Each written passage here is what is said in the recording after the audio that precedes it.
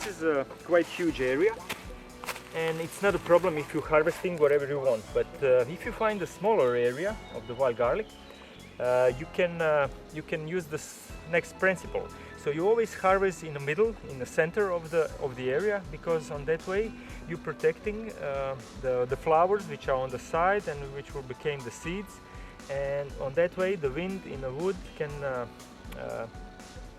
move the areas around, and it's spreading every year. It's spreading and it's wider and wider. So I'm using that kind of principle, but since you see it's a lot of garlic around us, I can harvest the leaf whatever I want. It's not a big deal.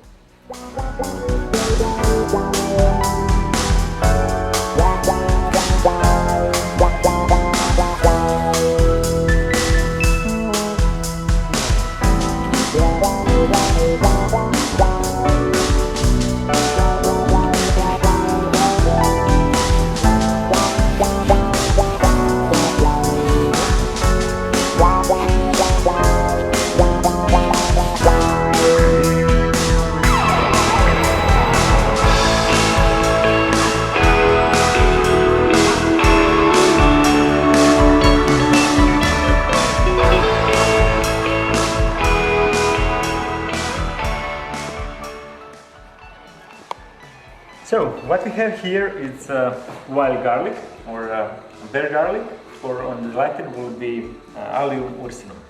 And one of the first steps which you should do after you came from the wood is to, as soon as possible, to drain the leaf into the bed of the cold water. So that's because on that way the leaf will become still fresh and you will protect it from dying. So just release it like this, just leave it like this, and then you have a time to organize the kitchen and the recipe and other ingredients. So after you are ready for the next steps, one of the first thing you should do is just to trim the leaf, and I will show you here. So the leaf can be partly yellow or brown, and can be can have small damages and that kind of thing.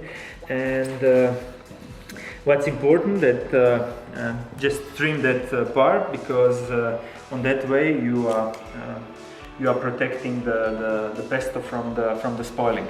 So what I have here, it's already washed and trimmed. This part it's not good. I'll put it on the side. And the next step after that will be the drying, you know, because we need to take take as much as possible water out from the. So we need to have some machine like this, and we'll put the leaf inside. And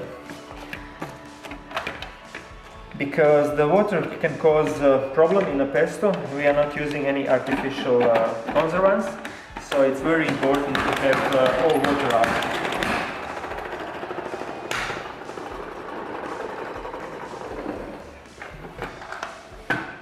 So now we have here the leaves which we will use for the further procedure. It's very it's clean. It's very dry.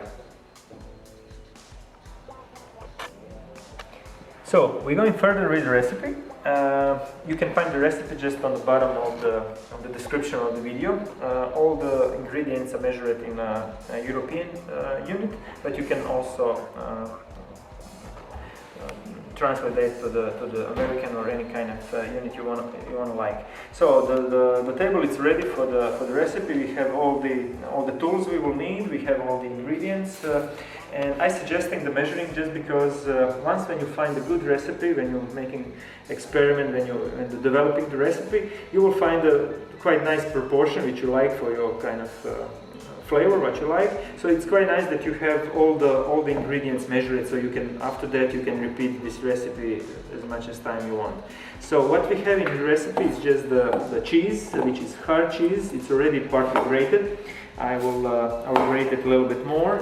You can grate it with any kind of machine. It's just important that you have quite huge pieces, because you don't want that the pieces are too big, you know. So we will smash them in a traditional mortar, which is also something which I like more than the machine with the high speed.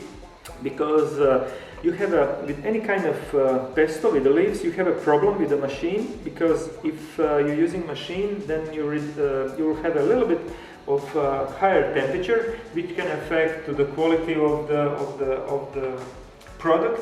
And I like the traditional style, so I'm using the mortar.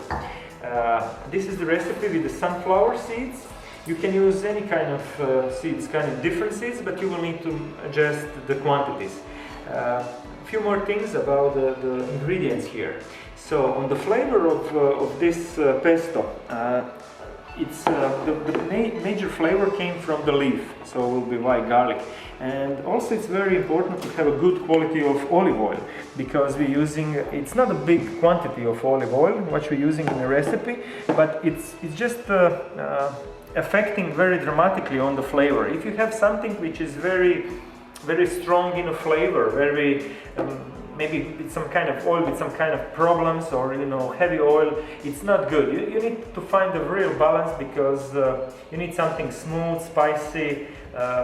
You don't want to overpick any other ingredients in a recipe. So the sunflower is just blend flavor, it just will give the richness and the creaminess. And the cheese will also affect for the flavor. So if you want, you can go in some kind of different style. You can use some kind of pecorino cheese from the sheep or some other, but this is a regular cow cheese, because I like to, on this recipe, that the major flavor will be the leaf, the garlic. So yeah, I will show you now what's the order for the smashing the pesto, because it's also important to have a quite nice order to achieve very good pesto. So we are starting with the leaf in the mortar. We are smashing the leaf, and just a second. So the first ingredients you should add inside is just olive oil, but not just the quantity, which is quite nice. And on that way, you are adding the one protection layer on the green part, and you are stopping the oxidization process a little bit, and you will protect the leaf for the color will be nice and green. So just so.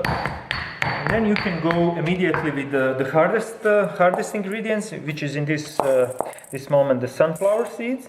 And sometimes when you're smashing, they jump out, like you see that they're starting to jump out. Just add a little bit more oil, or just mix it a little bit like this, so they will be glued for the leaf, and they will stay inside of the mortar.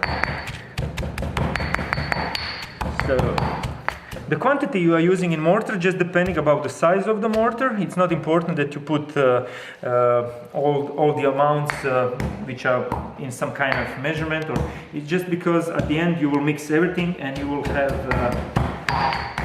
one pesto which is mixed quite well with salt and everything. You can add at this moment a little bit of salt, and just at the end we will give the cheese inside.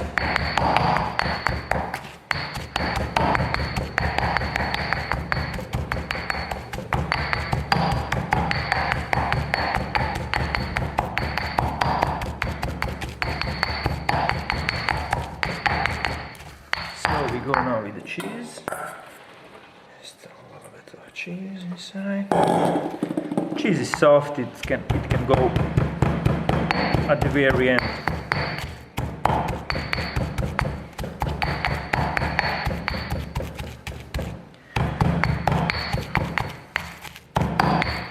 So you can use mortar all the way. You can smash a little bit more. It's just depending what kind of texture you wanna like. You like. You wanna smoothest, or you wanna just chunks, or whatever you prefer. Since we're using this paste, I'm using this paste with the pasta. So I like to have a little bit texture, but I also don't wanna too big pieces. So you just find your own amount, the size, whatever you like.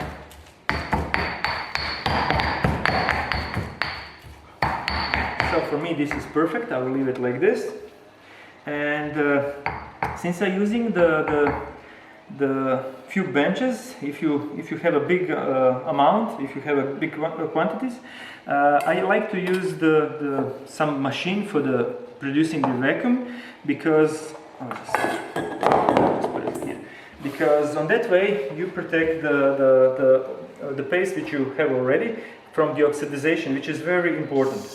So you see there was the vacuum inside, and I will clean the mortar. The silicone spatula is the best for that, because you can really clean the mortar all the way, and it's quite nice. So once when you have that in that kind of jar which you can make the vacuum, you will have a quite nice color of the paste.